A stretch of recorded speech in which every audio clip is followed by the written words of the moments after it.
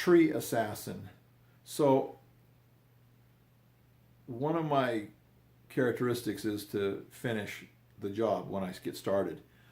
My mother asked me to go trim the trees a few times when I was younger. Now we planted these there were two apples, a red apple, a green apple, a cherry tree, and some other trees like pine trees and things like that. But she asked me to go trim the fruit trees, and I didn't really know how to do it that well. I guess somebody told me a few things about it, but I started cutting that thing, man. By the time I was done cutting those trees, man, they had a real butch. They had a real good heavy tree trimming, and I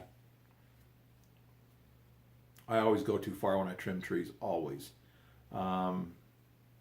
Recently, when we got married, we lived at this house and this apartment, and there were some trees over on 2600 North. So we lived in the Campbell house, in the basement of the Campbell house, which was not, there's the library in North Ogden.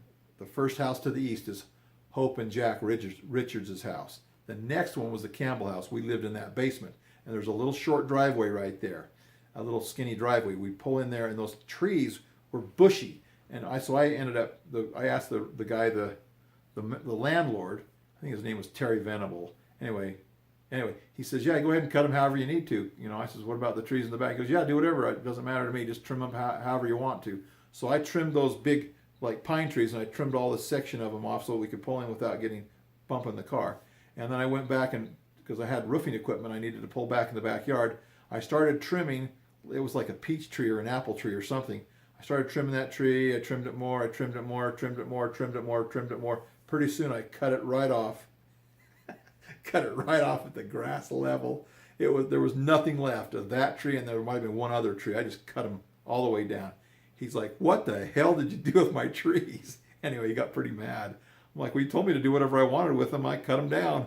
Anyway, I just literally, I'm like, what do they call it? A serial tree assassin. That's what I am, a serial tree assassin. So anyway, that got me in trouble. And then, I think it was last summer or the summer before. I think it was the summer before.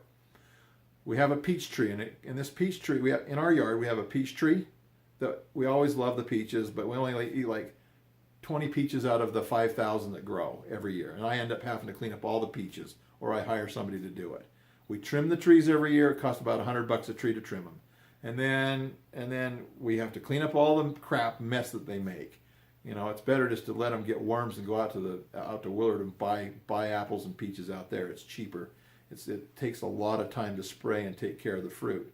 Anyway, so I asked my wife, I said, should I cut that peach tree down? It's getting kind of old and, damaged or whatever, and we don't really use the peaches. She goes, oh, whatever you think. I asked my daughter, whatever you think. Oh man, I went in and I started cutting. Pretty soon I cut it off at the grass level, or close to the grass level. I left the stump about so high, but all it was the stump, about a 3-foot stump. Oh my heck, you would have thought I had killed one of the family members, like one of their favorite pet dogs or something. They were so mad. Tammy was mad, but Starly was livid. She even flipped me the bird. I have pictures of her flipping me off. She was so mad that I cut down the peach tree. And I guess the reason why is because when the peaches would come on, they would pick them and they would make peach shakes. Well, like I say, we only ate maybe 20 or 30 peaches, maybe 100 at the most, but there was hundreds of peaches, and they all went to waste. And so I cut that tree down, and I caught a lot of heck for that. So I am a serial tree assassin, a serial tree assassin, or tree killer. I'm sorry, but it feels like you got to just trim them all the way down when you start. I'm sorry, I just can't stop.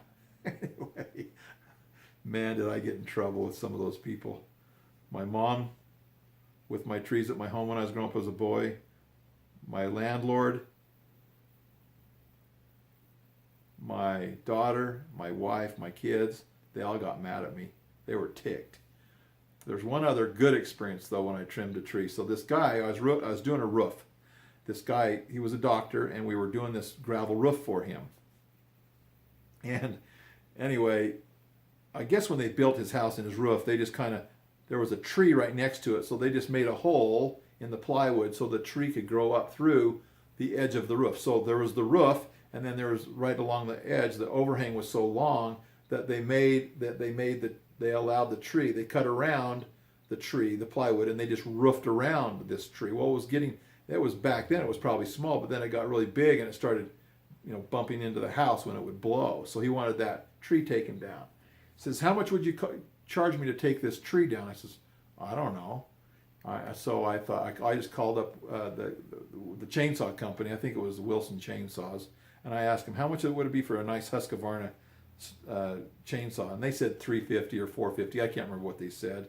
And so I just went back to the doctor and I says, well, they said they'd charge, I said probably $450 or $350, whatever it was for the chainsaw. I charged him to cut the tree down. It took about, I don't know, a half an hour, maybe at the most, to cut the tree down, clean it up, put new plywood in, and throw it in the dump truck. But I earned a chainsaw that way. So that's one area where my talent was used and not my my tree assassinating ability. I used a chainsaw quickly and effectively, and actually made money, and it was a good decision. That was the only good decision that I've ever really made with trees. So anyway, don't ask me to trim your trees.